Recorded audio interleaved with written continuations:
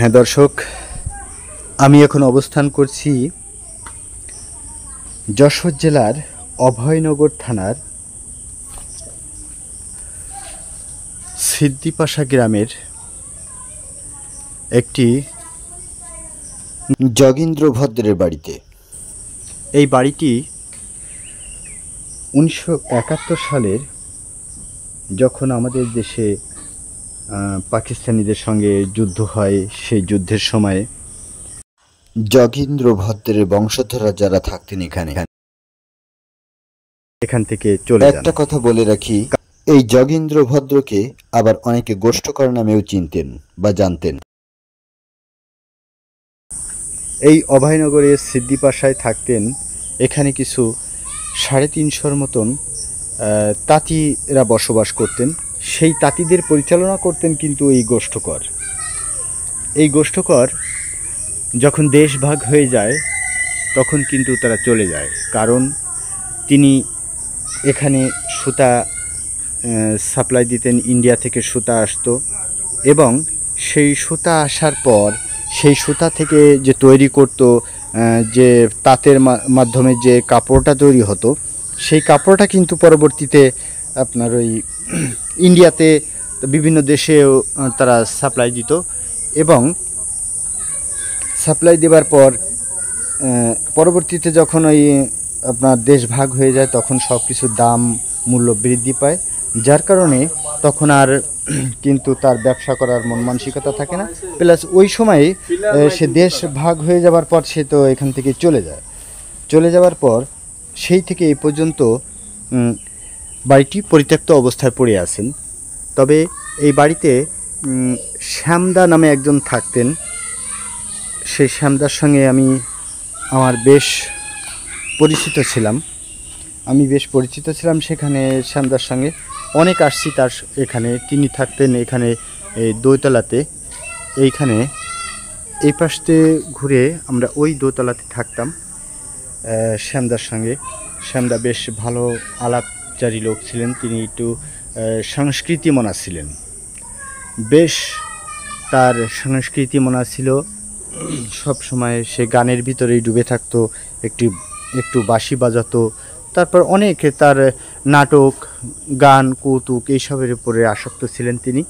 তো যাই হোক দর্শক, আমি এখন এই বাড়িটির বিষয়ে কথা বলি। এখন দেখুন, সেই থেকে 1971 সালের পর থেকে বাড়িটি যখন পরিত্যক্ত অবস্থায় পড়ে থাকে,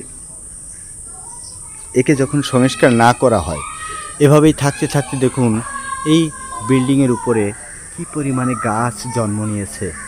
আসলে এগুলো হচ্ছে প্রাকৃতিক গাছ, এগুলো কেউ লাগায়নি, কিন্তু এখানে কেউ পরিচর্যা করে ওখানে কেউ এটাকে রোপণ করেনি। দেখুন বিল্ডিংয়ের ভিতর থেকে কিভাবে গাছের শিকড় বের হয়ে আসছে। কিন্তু এখন এই বিল্ডিংটি কিন্তু একটি রিস্কের ব্যাপার হয়ে গেছে। এখানে যদি কেউ আসে তবে খুব সম্ভবত রিস্ক হবে তাদের জন্য। দেখুন দর্শক, আগেকার সেই পুরাতন বিল্ডিং, এখানে কিন্তু চুন সুরকির দ্বারা তৈরি। দেখুন এখানে পোড়ামাটির যে শিল্পকার্য আছে, এখানে শিল্পকার্য যে আমি সেগুলি একটু দেখানোর চেষ্টা করতেছি দর্শক। আমি একটু কাছাকাছি যাব, আমি আপনাদেরকে সেই শিল্পকার্যগুলি দেখাবো যে কত সুন্দরভাবে আগে তারা তাদের রুচিবোধ, আসলে তাদের রুচিবোধ বলা যায়, কত সুন্দর ছিলেন তাদের রুচিবোধটা।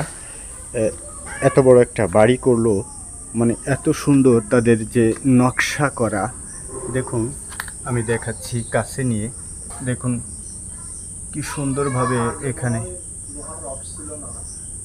আছে, দেখা যাচ্ছে। দেখুন এখন কিন্তু আমাদের দেশে এরকম বিল্ডিং কিন্তু কেউ করেন না, এত সুন্দরভাবে এত কারুকার্য করে কিন্তু কেউই করে না। এখন দেখুন সবই কিন্তু পোড়ামাটির কাজ, সবই পোড়ামাটির কার্যক্রম এখানে ভিতরে দেখা যাচ্ছে।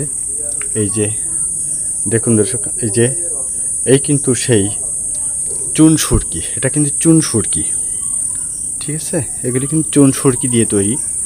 এখানে কিন্তু কোনো সিমেন্টের ব্যবহার ছিল না। সিমেন্টের যা দেওয়া হয়েছে এটা হচ্ছে পরবর্তীতে দেওয়া হয়েছে, এগুলো হচ্ছে পরবর্তীতে, এই সিমেন্টের ব্যবহারটা পরবর্তীতে করছে। যাই হোক দর্শক, দেখুন কত সুন্দর নান্দনিক একটা দৃশ্য। আসলে এরকম বাড়ি এখন আর সচরাচর কেউ করবে না, অনেক টাকার প্রয়োজন হয়। তখন তারা হচ্ছে কর গোষ্ঠী ছিলেন, কর গোষ্ঠী কিন্তু তাও বলতে পারবো না, কিন্তু তারা হয়তো ওই নামেই পরিচিত ছিলেন, যে গোষ্ঠ কর নামে।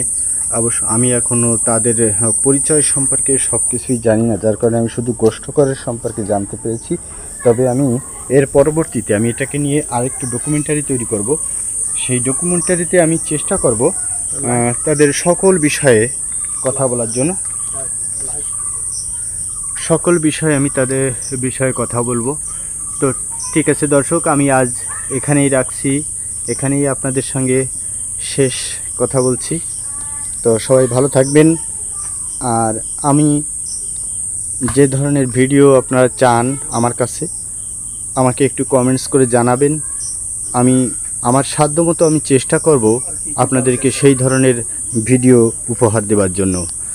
এরকম পুরাতন বাড়ি যদি কোনো থাকে আপনারাও আমাকে জানাবেন যে কোথায় আছে, সেগুলি আমি সেখানে ধারণ করার জন্য আপনাদের সবার কাছে এগুলো তুলে ধরবার জন্য চেষ্টা করব।